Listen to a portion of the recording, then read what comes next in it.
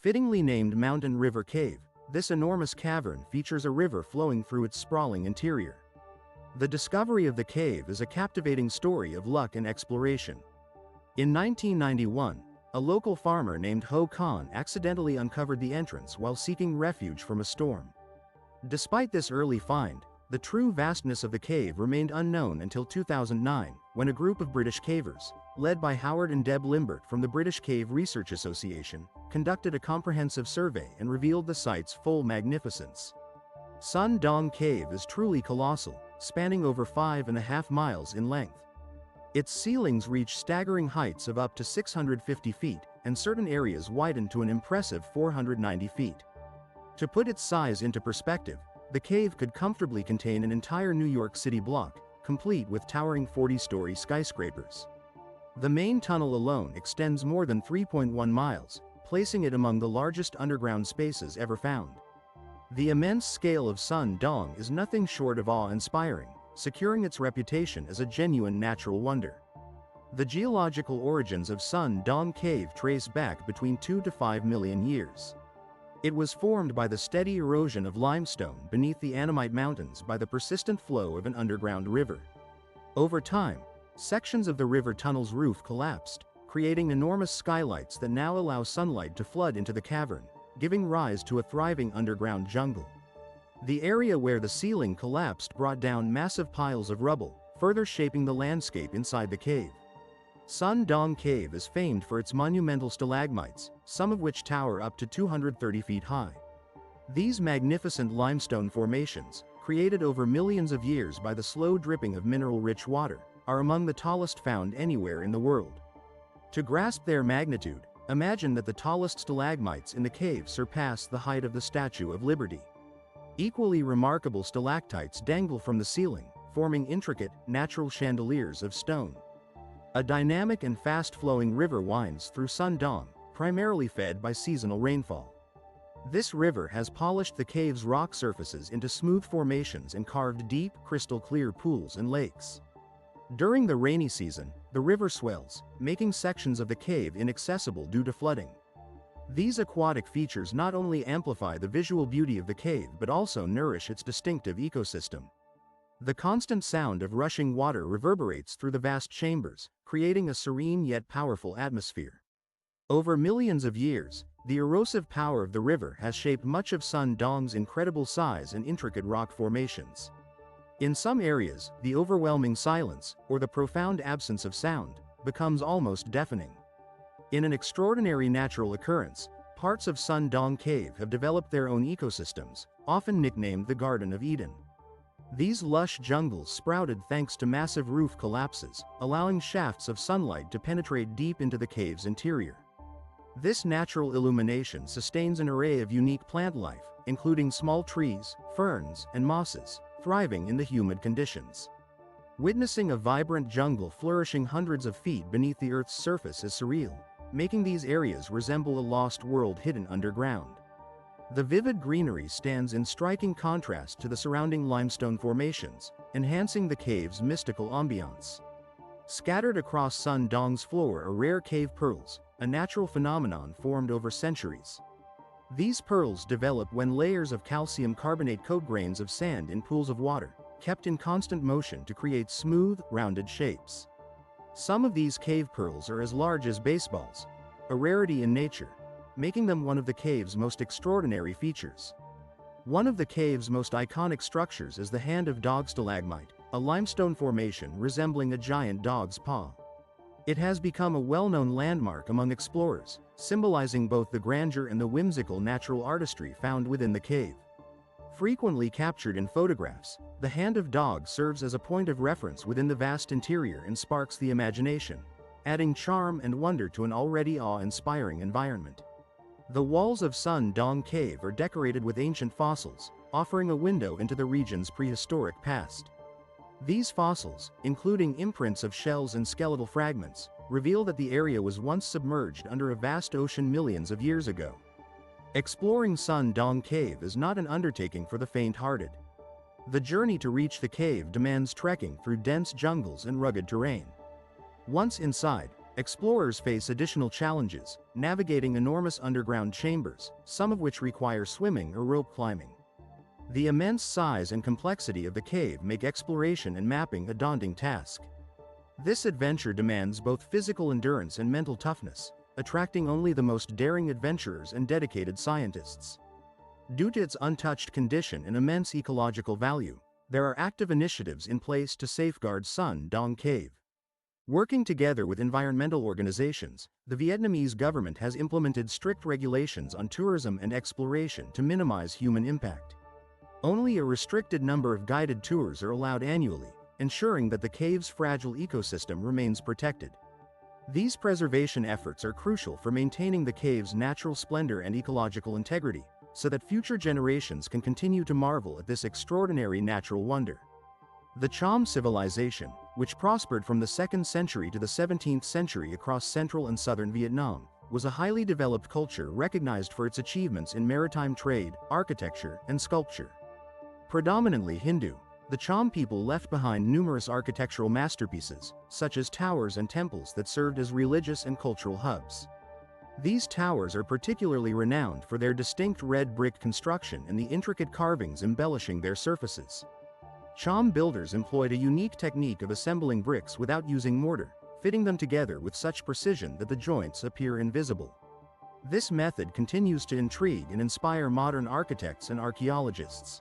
Adorning the towers are detailed carvings depicting Hindu gods like Shiva, Vishnu, and Brahma, as well as mythical beings such as Garuda and Naga.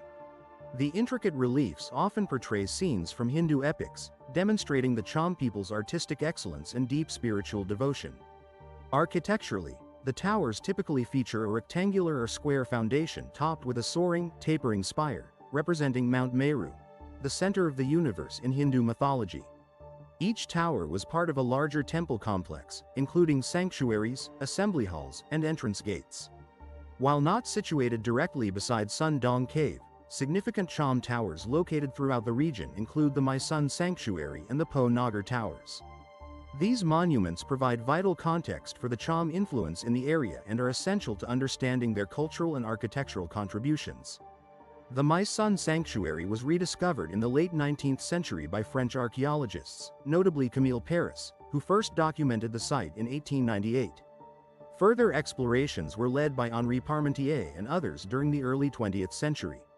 My Son served as both a religious center and a royal burial ground for Cham kings and national heroes.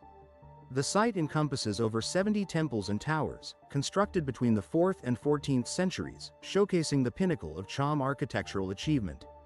The sanctuary's towers are organized into clusters, each devoted to a specific deity, with the most significant structure being the B1 Tower, dedicated to Shiva and featuring elaborate carvings as well as a symbolic representation of the deity. Meanwhile, the Po Nagar Towers, located in Nha Trang, were also recorded by French explorers during the 19th century. This sacred site has remained a center of worship since its original construction, dating back to the 8th century. Initially built to honor Yan Po Nagar, the revered goddess of the Cham people, believed to have created the earth, eaglewood, and rice, the site later evolved into a center for Buddhist practices as well. The towers at Po Nagar are distinguished by their ornate sandstone detailing and elaborate carvings. The largest tower, dedicated to the goddess Po Nagar, rises more than 75 feet high and houses a statue of the deity seated gracefully atop a lotus throne. Further showcasing the Cham's later architectural style are the Bin Din Towers, located in Bin Din Province. Built between the 11th and 13th centuries, these structures reflect advancements in decorative techniques, featuring more elaborate carvings and an increased use of sandstone in combination with brick. The towers stand as enduring symbols of the Cham people's evolving artistry and devotion, offering another valuable glimpse into their remarkable cultural legacy. Tucked within the heart of the Mediterranean, the Maltese Islands emerge like ancient guardians, holding secrets that stretch deep into prehistory. This small nation, positioned at the intersection of old trade routes, is a rich mosaic woven from the legacy of countless civilizations. Beneath its golden limestone cliffs and fields speckled with wildflowers lies a hidden realm, one that dates back even earlier than the Great Pyramids of Giza and Stonehenge.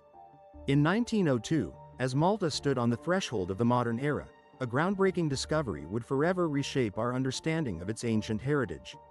In the quiet town of Paula, construction workers were busy laying the foundations for new homes, cutting into the soft limestone bedrock. Their chisels and picks, everyday tools of labor, unexpectedly broke through into a hidden void. The earth opened, unveiling a labyrinthine network that had lain silent for millennia, the Hal Saflieni Hypogeum. This was no ordinary cavern or natural cave. The hypogeum, from the Greek for underground chamber, is a human-crafted marvel, an elaborate maze of halls, chambers, and corridors carved entirely by hand between 4000 and 2500 BCE. Spanning 3 levels and descending over 10 meters beneath the surface, it stands as a breathtaking achievement of ancient engineering and artistry. To comprehend the scale of this feat, imagine ancient builders painstakingly removing more than 2,000 tons of limestone with only primitive tools made of stone, bone, and antler. Visualize the immense effort needed to extract a weight equivalent to that of 200 African elephants, or about a fifth of the Eiffel Tower, without wheels, without metal tools, and without writing. Leading the mission to uncover the hypogeum's secrets was Dr. Themistocles Zamid, Malta's first director of museums and a trailblazing archaeologist.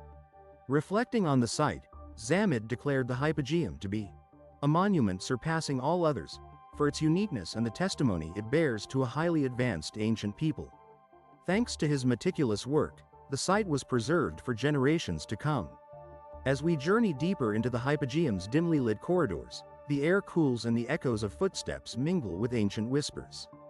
The walls and ceilings are adorned with swirling red ochre patterns, spirals, honeycombs, and complex designs, possibly representing life cycles, cosmic order, or pathways to other realms. The architecture closely mirrors the design of Malta's megalithic temples above ground, like Hagar Key and Menajdra, suggesting an intrinsic connection between the earthbound and the divine. Among the remarkable artifacts uncovered within the hypogeum is the mysterious sleeping lady, a small terracotta figure of a plump woman peacefully reclining on a couch. Her closed eyes and serene expression continue to captivate scholars and visitors. Some believe she symbolizes a mother goddess tied to fertility and rebirth, as archaeologist Zamid suggested, embodying a spirituality we can glimpse but not fully grasp. The hypogeum also served as a necropolis, a city of the dead, where over 7,000 individuals were carefully placed. The deliberate arrangement of bones hints at sophisticated funerary rites and a profound respect for the afterlife. Some skulls discovered exhibited elongated shapes, sparking debates and inspiring legends of ancient peoples with extraordinary traits. One chamber, in particular, has ignited widespread fascination: the oracle chamber. This small alcove boasts acoustic properties so extraordinary that sounds produced within it reverberate through the entire complex. Modern acoustic engineers have measured these effects, finding that the chamber amplifies sounds around 110 Hz, a frequency capable of inducing meditative or altered states of consciousness. Could it be that the ancient builders intentionally crafted the oracle chamber to harness the power of sound? Some researchers, such as Dr. Linda Aneeks of the Old Temple Study Foundation, propose that the hypogeum's acoustic features indicate an advanced understanding of psychoacoustics, possibly employed during rituals meant to transcend the physical realm. This blending of architecture, art, and sound suggests a civilization deeply attuned to both the forces of nature and the mysteries of the human mind. The hypogeum may have been a place where initiates underwent sensory transformations designed to connect them with the spiritual world, where the boundary between life and death, the physical and the ethereal, blurred. Yet the hypogeum's allure has also birthed legends and speculative theories. Stories persist of a lost race of giants who supposedly built the underground temple using knowledge and abilities far beyond ordinary humans. Some tales even speak of early explorers who vanished within its twisting depths, never to return. Though rooted in myth, these accounts reflect the profound impact the hypogeum has had on collective imagination. As these echoes of legend fade, we recognize the hypogeum's real, tangible significance to history and science.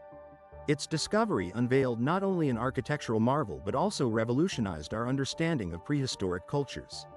Renowned archaeologist and scholar Colin Renfrew once remarked that the hypogeum challenges our perceptions of prehistoric societies, compelling us to appreciate that these ancient peoples possessed a complexity of thought and culture equal to our own.